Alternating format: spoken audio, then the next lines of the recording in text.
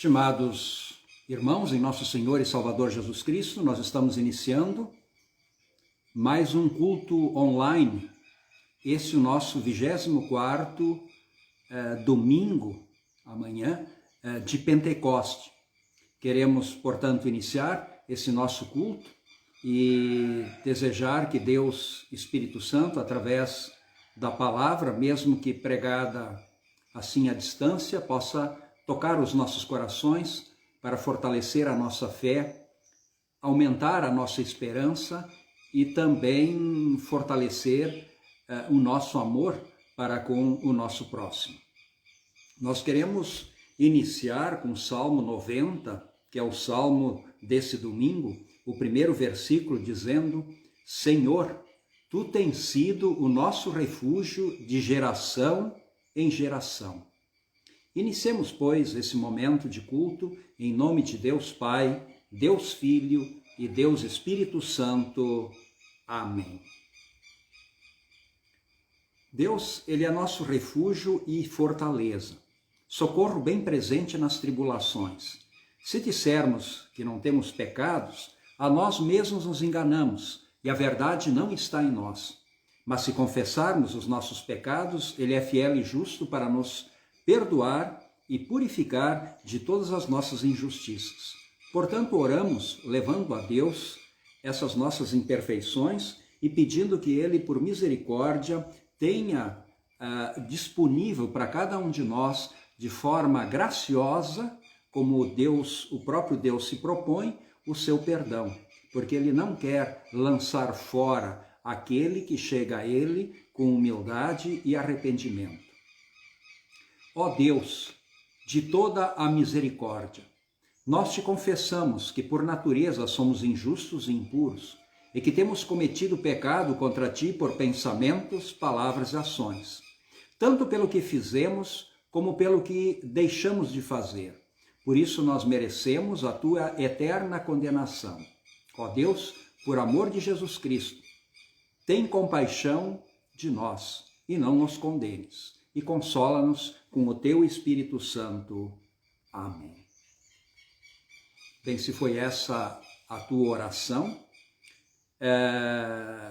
e confiando no perdão de Deus, e também desejando o consolo do Espírito Santo, então, como ministro da palavra, chamado e ordenado, eu anuncio a graça de Deus, e da parte por ordem de Jesus Cristo, meu Senhor, te perdoo todos os pecados, em nome do Pai, e do Filho, e do Espírito Santo.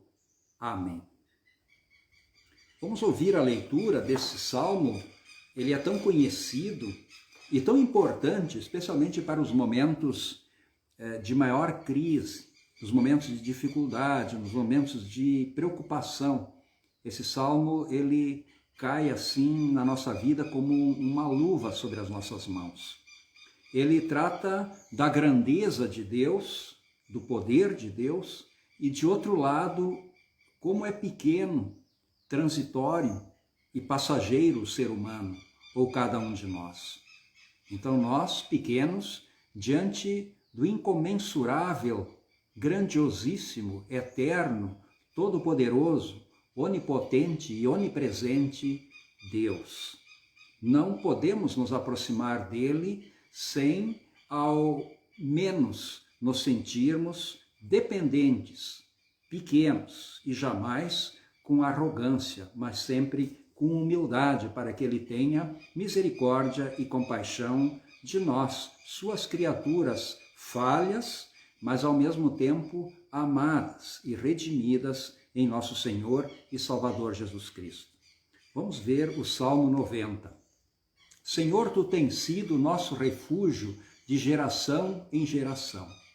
Antes que os montes nascessem e se formassem a terra e o mundo, de eternidade a eternidade Tu és Deus. Tu reduzes o homem ao pó e dizes: tornai filho dos homens, pois 1000 anos aos teus olhos são como o dia de ontem que se foi, e como a vigília da noite.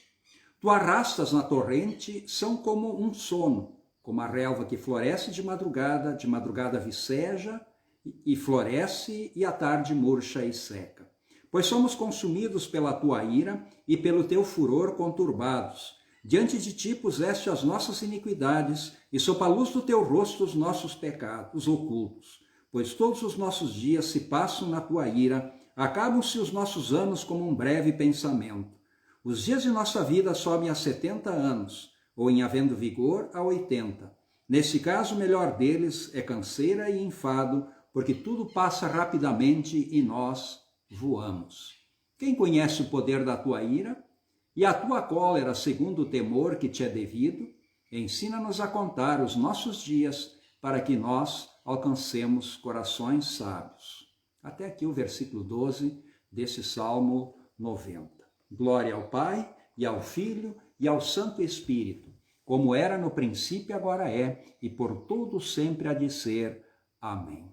Senhor, tem piedade de nós. Cristo, tem piedade de nós. Senhor, tem piedade de nós. Vamos orar. Ó Deus onipotente, eterno, tu sempre estás disposto a nos ouvir, muito mais nos ouvir do que nós a te pedir. Mas nesse momento estamos aqui e te pedimos, derrama sobre nós a tua bênção, derrama sobre nós o teu poder para nos proteger e guardar de todos os perigos, dando-nos sempre aquelas coisas que tu achas que são importantes para nós e que nem sempre nós próprios o sabemos. Senhor Deus, queremos que a nossa vida esteja em tuas mãos e seja por ela graciosamente dirigida. E mesmo que nossos planos não possam ser alcançados, que saibamos sempre que tu tens planos de vida e de salvação para todos nós. Nós te pedimos isso por teu Filho, nosso Senhor Jesus Cristo, que vive e que reina contigo e com o Espírito Santo, um só Deus, pelos séculos sem fim. Amém. Nós queremos ler aqui um texto do Antigo Testamento que encontramos no livro de Sofonias. É um tanto estranho, mas é o livro lá no finzinho do Antigo Testamento, Sofonias. É um texto bastante importante, é o capítulo 1, versículo 7 a 16, aonde lemos: Cala-te diante do Senhor Deus, porque o dia do Senhor está perto, pois o Senhor preparou o sacrifício e santificou os seus convidados. No dia do sacrifício do Senhor hei de castigar os oficiais e os filhos do rei e todos os que trajem vestiduras estrangeiras. Castigarei também naquele dia todos aqueles que sobem o pedestal dos ídolos e enchem de violência e engano a casa dos seus senhores. Naquele dia, diz o Senhor, far-se-á ouvir um grito desde a porta do peixe e um uivo desde a cidade baixa e grande lamento desde os outeiros. Uivai vós, moradores de Mactés, porque todos os povos, o povo de Canaã está arruinado, todos os que pesam prata serão destruídos. Naquele tempo esquadrinharei a Jerusalém com lanternas e castigarei os homens e estão apegados à borra do vinho e dizem no seu coração: o Senhor não faz bem, nem faz mal. Por isso serão saqueados os seus bens e assoladas as suas casas, e edificarão casas, mas não habitarão nelas, plantarão vinhas, porém não lhes beberão o vinho.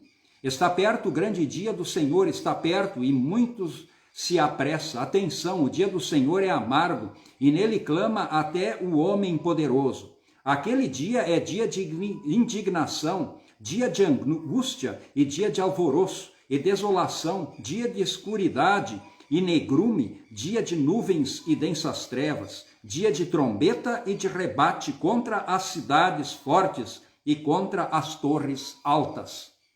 É um texto bastante, digamos assim, condenador, né? É um texto assustador, é um texto, enfim, de ameaça. Mas ameaça a quem? Ameaça às mãos cheias de sangue, ameaça às vidas que não buscam a vontade do Senhor, ameaça, enfim, àqueles que vivem no pecado e no mal e na injustiça. Nós sabemos que todos nós temos culpa no cartório e provavelmente todos nós, diante de Deus, se formos sinceros, também nos assustamos com suas palavras duras. Mas Deus, assim como Ele é duro, assim como Ele também condena, assim como Ele é justo, Ele também é misericordioso para aqueles que se arrependem e com humildade chegam até Ele.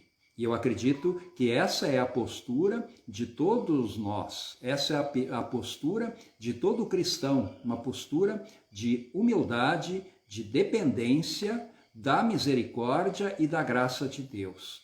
Deus, ele não consegue, de fato, falta-lhe forças, digamos assim, para condenar aquele que crê em Cristo, porque aí Deus está amarrado e ele se amarra nisso, apesar de ele ser Deus, estar acima de todas as coisas, as suas promessas, porque ele é fiel e aquilo que ele prometeu, ele cumpre. E ele prometeu perdoar todos aqueles que lançam sobre ele as suas iniquidades por causa da obra redentora de nosso Senhor Jesus Cristo.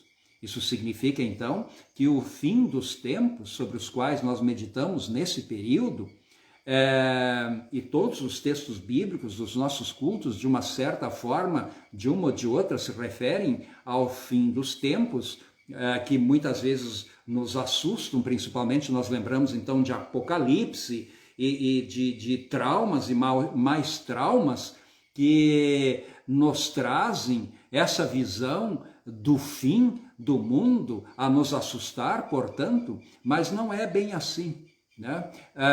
Para nós que nele cremos, será um dia maravilhoso, será um dia de redenção total, será um dia de bênção e nós de jeito nenhum podemos temer. Se nós tememos porque temos alguma culpa, né? Podemos ficar tranquilos porque fomos batizados, podemos ficar tranquilos porque pertencemos ao seu reino, podemos ficar tranquilos porque em Cristo nós temos tudo perdoado, tudo pago e somos herdeiros da vida eterna. Amém. Nós queremos também ler a epístola que nós encontramos em 1 Tessalonicenses, no capítulo 5, versículos 1 a 11, onde lemos: Irmãos, relativamente aos tempos e às épocas, não há necessidade de que eu vos escreva, pois vós mesmos estáis inteirados com precisão de que o dia do Senhor vem como ladrão de noite. Quando andarem dizendo paz e segurança, eis que lhes sobreviverá repentina destruição, como vem as dores de parto, aqui está para dar à luz, e de nenhum modo escaparão. Mas vós, irmãos, não estáis em trevas, para que esse dia, como ladrão, vos apanhe de surpresa. Porquanto vós todos sois filhos da luz e filhos do dia. Nós não somos da noite, nem das trevas. Assim, pois, não durmamos como os demais, pelo contrário, vigiemos e sejamos sóbrios. Ora, os que dormem, dormem de noite, e os que se embriagam, é de noite que se embriagam. Nós, porém, que somos do dia, sejamos sóbrios, revestindo-nos da couraça da fé e do amor, e tomando como capacete a esperança da salvação. Porque Deus não destinou para a ira, mas para alcançar a salvação mediante nosso Senhor Jesus Cristo, que morreu por nós, para que quer vigiemos, quer durmamos, vivamos em união com Ele. Consolai-vos, pois, uns aos outros, e edificai-vos reciprocamente, como também estáis fazendo. Bem, como eu antes falei, também é uma referência ao fim de todas as coisas, que assusta aqueles que estão nas trevas, mas não deve assustar aqueles que vivem na luz, que é o caso de todos aqueles que foram batizados e tem dentro deles, a chaminha, pequenininha muitas vezes e fraca, mas está lá a chaminha da fé e da confiança. Nós queremos ler também o Santo Evangelho, que é o evangelho desse domingo, amanhã, Mateus 25, 14 a 30, a parábola dos talentos.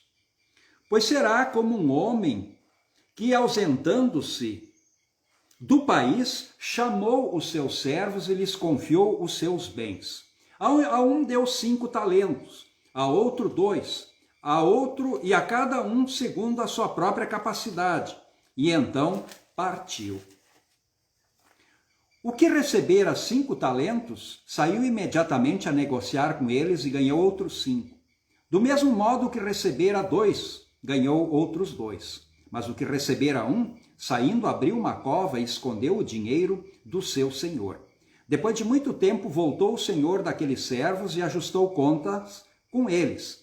Então, aproximando-se o que recebera 5 talentos, entregou outros 5, dizendo: Senhor, confiaste-me 5 talentos, eis aqui outros 5 talentos que ganhei.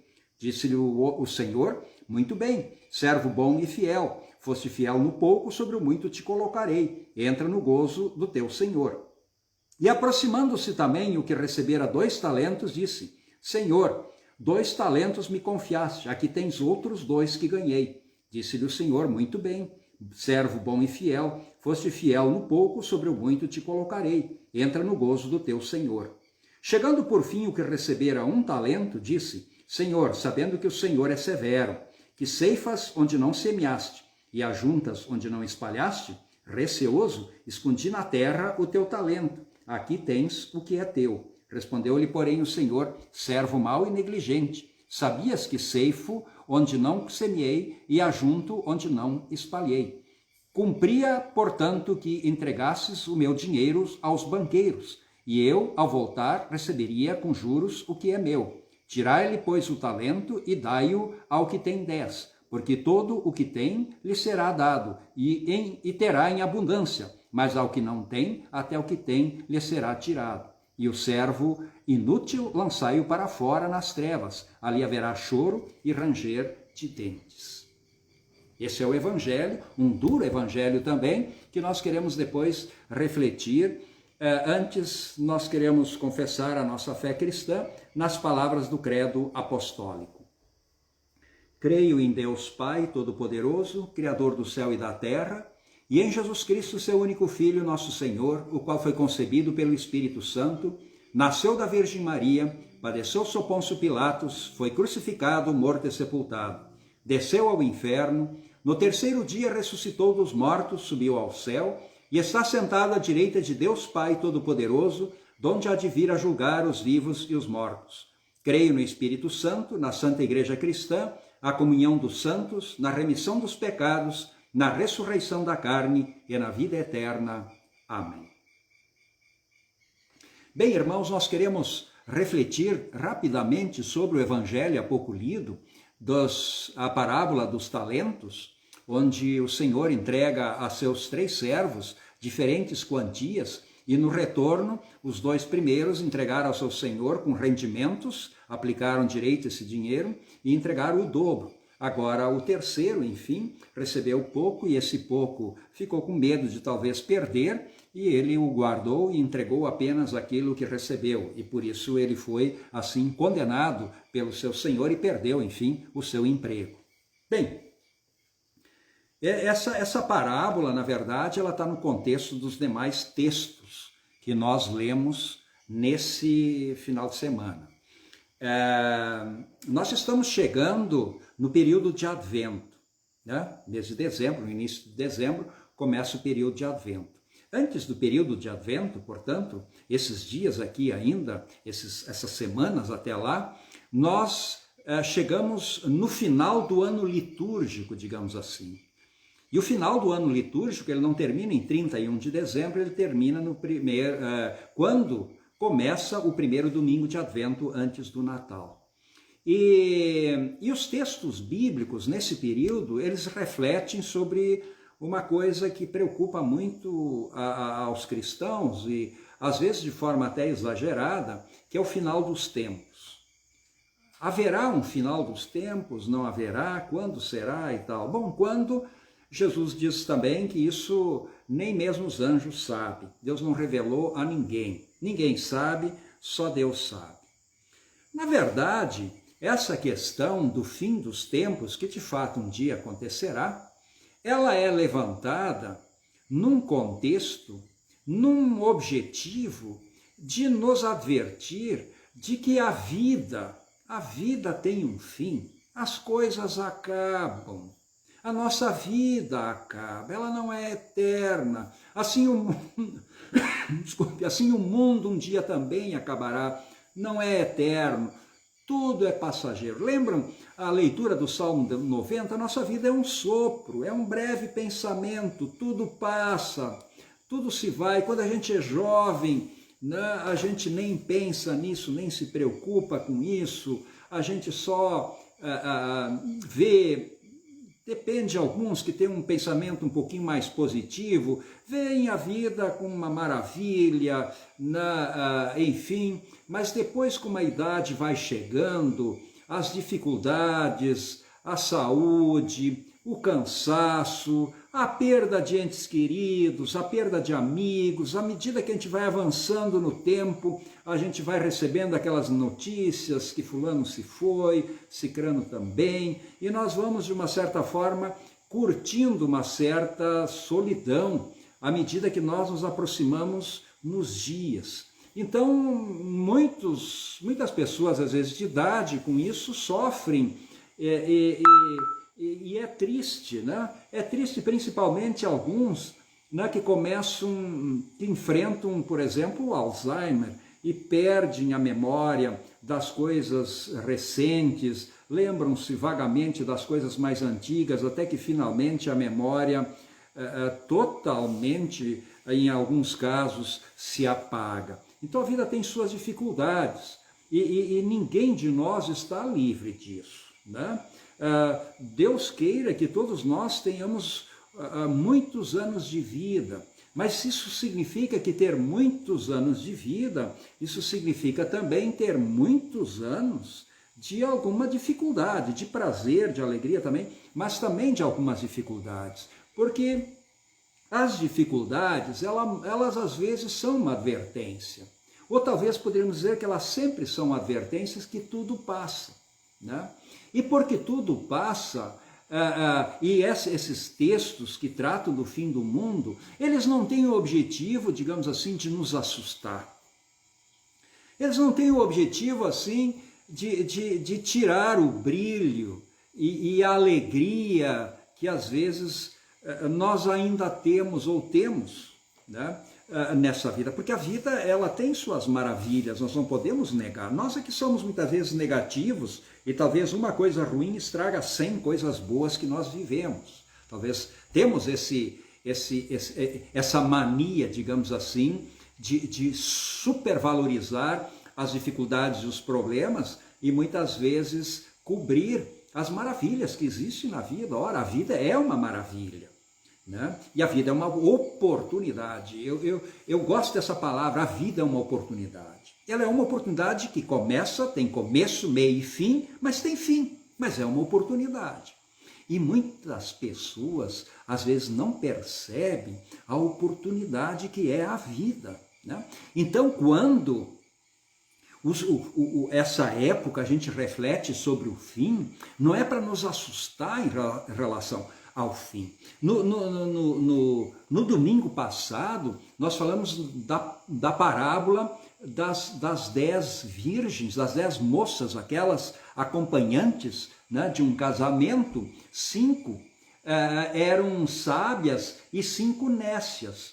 Na verdade, essas moças nécias são as pessoas que não aproveitam a vida, né? Vivem nas trevas, né? Não vivem a vida como deveriam, não aproveitam a oportunidade de viver, né? E a oportunidade de viver muitas vezes não é simplesmente ter apenas momentos de prazer, de alegria, sucesso, dinheiro. Não é isso aproveitar a vida, né? Pelo contrário, às vezes o dinheiro ele escraviza, né? Ele é importante, né? Mas ele também, muitas pessoas têm dinheiro, mas não são donas desse dinheiro. Esse dinheiro é dona das pessoas e determina como essas pessoas devem viver. E muitas vezes não aproveitam, né, o esforço do seu trabalho, muitas vezes exagerado, que sacrificou família, que sacrificou relacionamentos, que sacrificou a si próprio também, a pessoa não pôde viver direito porque viveu para o trabalho. Não que o trabalho não seja bom, mas ele não é um fim, ele é um meio. Não que o dinheiro não seja bom, mas ele é um fim, ele é um meio, ele não é um fim.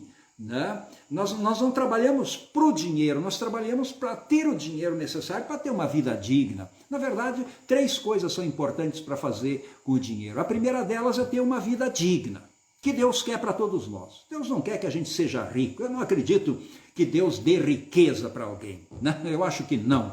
Né? Deus dá oportunidade. Né? E Deus quer que nós tenhamos uma vida digna. Isso eu tenho certeza que Ele quer. Ele não quer a pobreza, Ele não quer a miséria, Ele não quer a fome. Então, Deus quer uma vida digna. Então, o dinheiro é importante hoje para ter uma vida digna.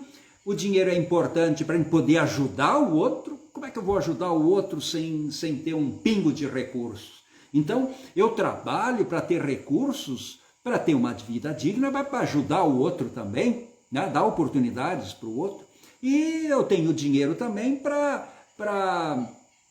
eu, como igreja, poder promover, digamos assim, a pregação do evangelho. Né? Custa dinheiro manter uma igreja, custa dinheiro pagar a conta, custa dinheiro pagar alguém que se dedique à pregação, ao estudo da palavra, que esteja ali à disposição para ensinar os nossos filhos e tal. Isso, de uma certa forma, custa pouco, mas custa alguma coisa. Então, nós gastamos o dinheiro com essas coisas. Né? Nós gastamos o dinheiro para viver dignamente é ter oportunidade de férias, é ter oportunidade de sei lá, ter as mínimas alegrias que às vezes é preciso dinheiro para a gente poder ter na vida. Isso, claro, uma viagem custa dinheiro, etc.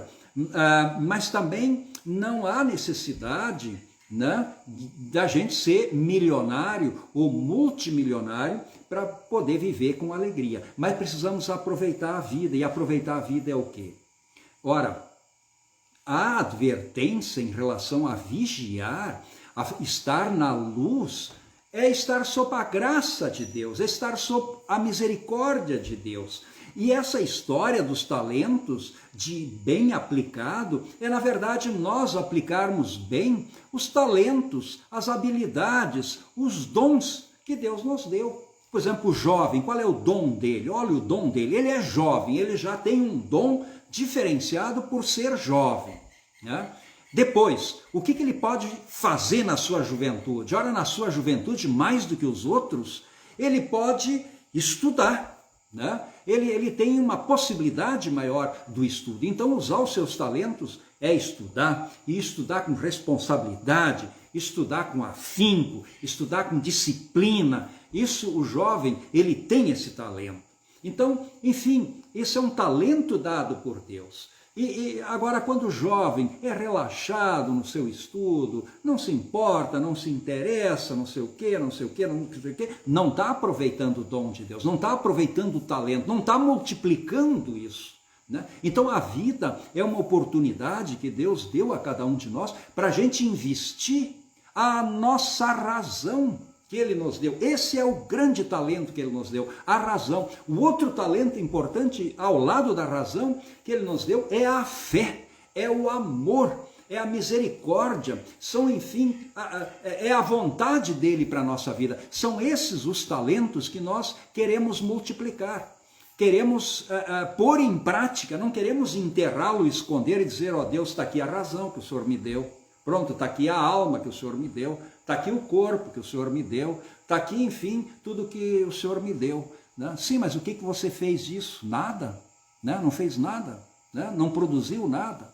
Né? Deus quer, enfim, Ele não está defendendo aqui dinheiro a juro, Ele não está defendendo aqui o capitalismo, Ele não está defendendo aqui, né, os bancos, Ele não está defendendo aqui a usura. Né? O que ele está querendo aqui, numa comparação, isso é uma parábola, dizer como é importante a gente, né, aplicar a força, o amor, a fé, os dons, as maravilhas, as riquezas que Ele nos deu. Nós temos que aplicar isso, nós precisamos viver isso, nós precisamos experimentar isso. e isso redundará em vida, em alegria. O perdão de Deus é um dom maravilhoso que nos impulsiona, né? Ele não é alguma coisa só, uma declaração, não, ó, teus pecados estão perdoados. Não é só isso. Junto com isso vem um pacote todo.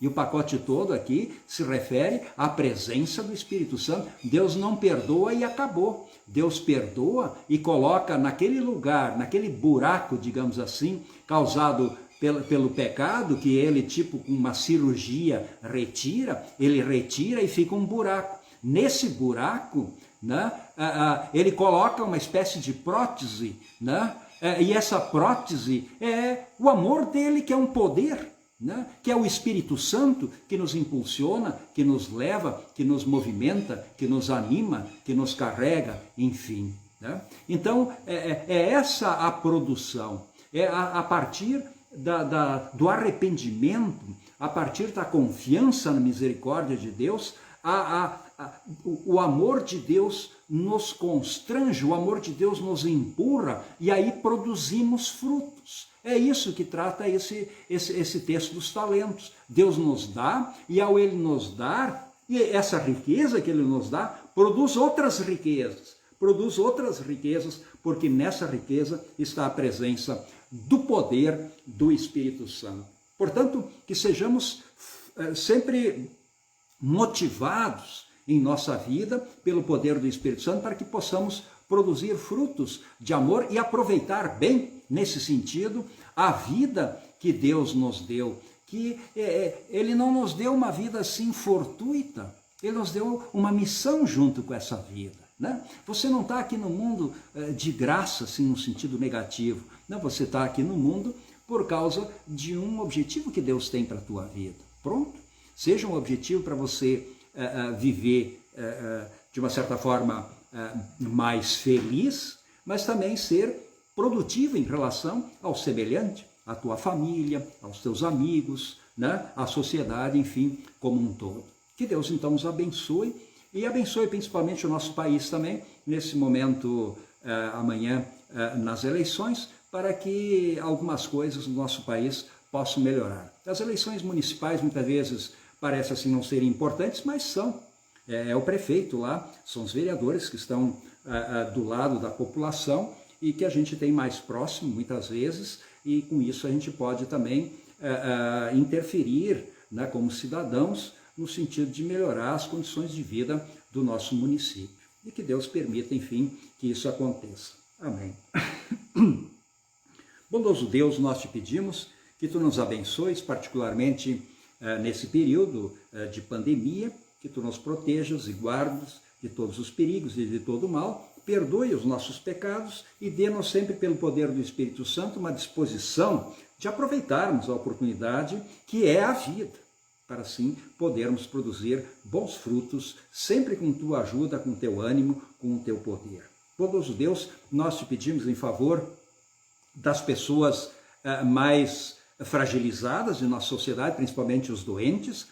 Nós queremos lembrar aqui agora, que não está assim muito bem, a nossa irmã, a dona Jolita Kamke, que está com alguma dificuldade em relação à visão e também à audição. Bondoso Deus, que ela possa ser abençoada por ti em seu tratamento e, se for da tua vontade, possa se recuperar assim plenamente. Bondoso Deus, enfim, nós carregamos nas tuas mãos, colocamos nas tuas mãos todas as nossas necessidades, todas as nossas preocupações, e que tu possas assim aliviar o nosso coração e atender também às nossas preces. Bondoso Deus, nós te pedimos isso e agradecemos em nome de Jesus, o nosso Senhor e Salvador. Amém. Pai nosso que estás nos céus, santificado seja o teu nome, venha o teu reino, seja feita a tua vontade, assim na terra como no céu. O pão nosso de cada dia nos dá hoje, e perdoa-nos as nossas dívidas, assim como nós também perdoamos aos nossos devedores. E não nos deixes cair em tentação, mas livra-nos do mal, pois teu é o reino, o poder e a glória para todos sempre. Amém.